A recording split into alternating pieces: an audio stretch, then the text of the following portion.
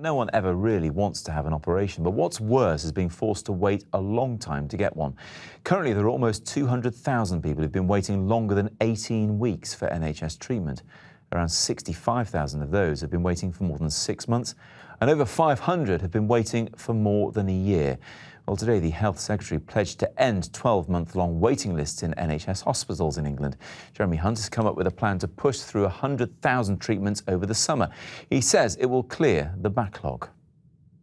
I hope it will mean that people can have more confidence that the bad old days when people were waiting years and years is well and truly behind us. And I hope it will show people that even when the NHS is under a great deal of pressure, as it is at the moment, we are able to make bold new steps, and I think this is one of them. I'm joined now by Nick Samuels from the Foundation Trust Network, an organisation that represents NHS service providers. Good news, Nick?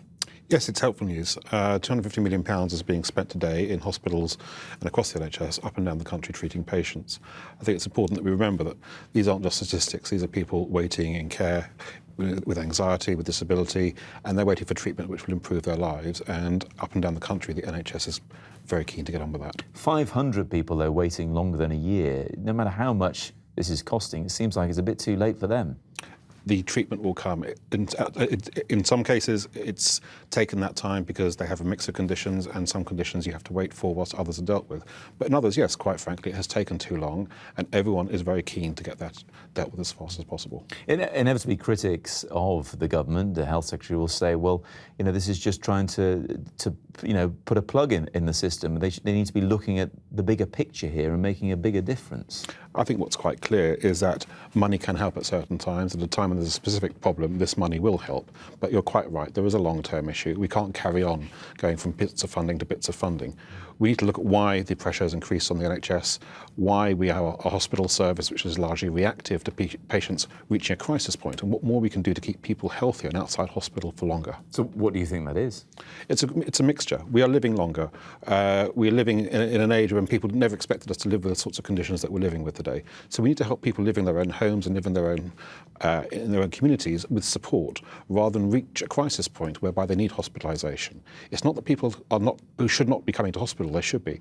It's just that we're getting them at the wrong point of their conditions. I mean, are we outliving the usefulness of the NHS in all areas of health? Is it just not the right way to go anymore? The NHS certainly needs to change and is changing.